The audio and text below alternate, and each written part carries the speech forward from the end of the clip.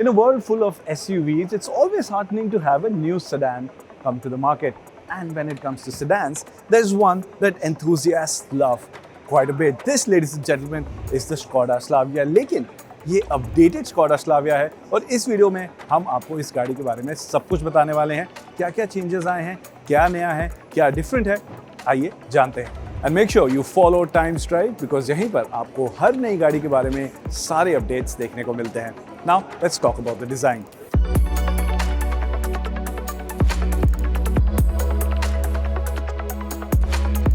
Let's start with the design of the Skoda Slavia, and the big change can be seen right over here, and it's within this particular element right here. अब grill के अंदर भी हमें lighting element देखने को मिलता है, और अगर लाइट्स की बात करें तो हेडलाइट भी अपडेट हो चुका है। जो उसका DRL सिग्नेचर है वो भी अपडेट हो चुका है, और साथ ही साथ नीचे आप देख सकते हैं एक नया ज़्यादा शिसेल्ड बम्पर हमें देखने को मिलता है with this very subtle chrome lining over here, which I think looks rather tasteful as well. I also like this design element surrounding the grille at the bottom half, all of which makes the car look more sportier than before. The other change that you will see is actually on the side in the form of these new alloy wheels that you can see over here.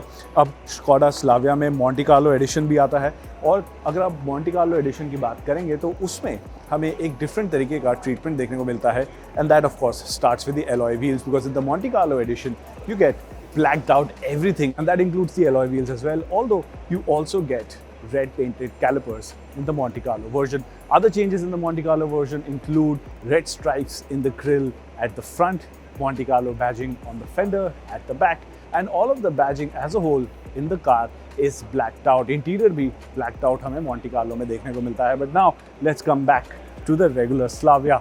Here we of course don't get the Monte Carlo badging, we get the regular Skoda badging over here, which I've always liked. But इसके अलावा side profile में ऐसा कुछ major change हमें देखने को नहीं मिलता है, which means it continues with the similar silhouette as before. Changes, however, can be seen once we come to the back of the Skoda Slavia.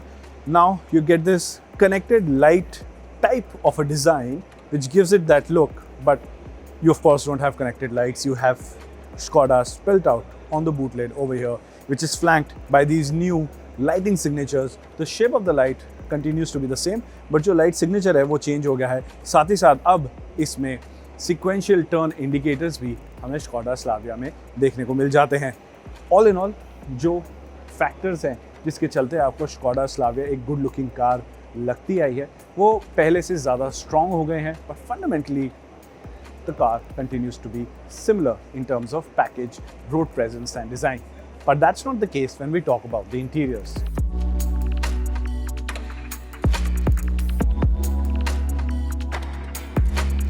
And that's because here is where you see the big change, which is the inclusion of new screens on the car. This of course includes a new all-digital instrument cluster over here, which is much easier to read and has much more information on display than before. And you also have this updated infotainment screen over here with the new graphics from Skoda, but it continues to have fantastic touch response. It feels like a proper premium tablet in terms of animations, in terms of the crispness in graphics. This is a properly good experience infotainment system. Features में भी काफ़ी changes हमें देखने को मिलते हैं, which includes the inclusion of a new 360-degree camera, which is now available in the Skoda Slavia as well. This is of course not only going to be available in the topmost model like some other manufacturers do. Skoda हमेशा से अपने variant lineup में features को distribute करता है, जिसके चलते ऊपर के जो कुछ वेरिएंट्स हैं वहाँ पर हमें 360 डिग्री कैमरा देखने को मिलेगा. अदर देन दैट हमें यहाँ पर इलेक्ट्रिकली एडजस्टेबल सीट्स देखने को मिलती है, both for the driver as well as the passenger as well, और साथ ही में सीट वेंटिलेशन भी हमें यहाँ देखने को मिलता है. खास बात ये आपको ध्यान में रखनी है कि Skoda ने जो अपना AC सिस्टम है वो कुशैक के टाइम पे अपडेट कर दिया था. इसके चलते अब जो इनका AC सिस्टम है पहले से काफ़ी ज़्यादा इफेक्टिव क्लेम किया जाता है. That is something we'll have to wait and check in the Slavia, but in the Kushaq we did definitely see a big improvement in that department. One thing, however, which I wish Skoda would have changed was this touch-based air con system for the temperature as well as the fan speed. it works fine. There's nothing fundamentally wrong with it, but it's never going to be as good as a physical button, a lever, a toggle, anything of that kind, because it's far easier to use when you're driving, because it falls to your muscle memory much easier. At least during your initial days, you will have to look down to operate the HVAC controls. I wish that was not the case. Rear seat experience की बात करें तो आपको space का अंदाजा देने के लिए ड्राइवर सीट मैंने अपने हाइट के हिसाब से एडजस्ट कर दी है. For reference I'm 5'10" and you can see I have loads of knee room available over here. I can slide my feet under the seat to find a really comfortable position as well.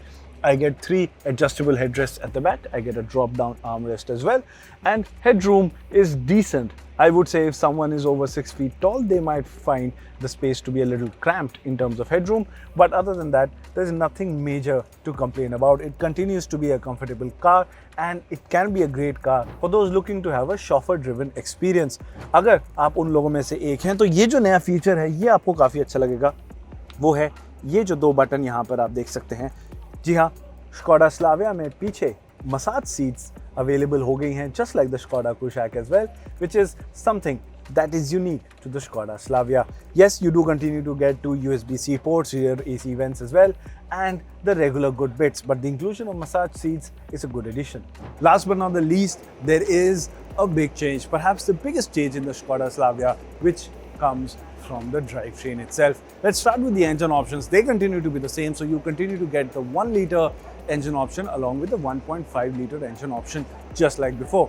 In the 1.5-liter engine option, you continue to get a manual gearbox option or the 7-speed DSG gearbox. Same for the 1-liter engine option, you do continue to get the option of a manual, of course, but now for the automatic variant option, there is a new 8-speed automatic transmission which is being offered in the Skoda Slavia, which is expected to give much better low-speed drive quality than before. This is of course the same unit that we've seen in the Skoda Kushaq as well, and in there we did notice a noticeable improvement in low-speed handling, in shift timing, in the smoothness of the shifts, and so on. It was a definite upgrade. So it's very heartening to see that the same 8-speed gearbox has made its way to the Skoda Slavia as well.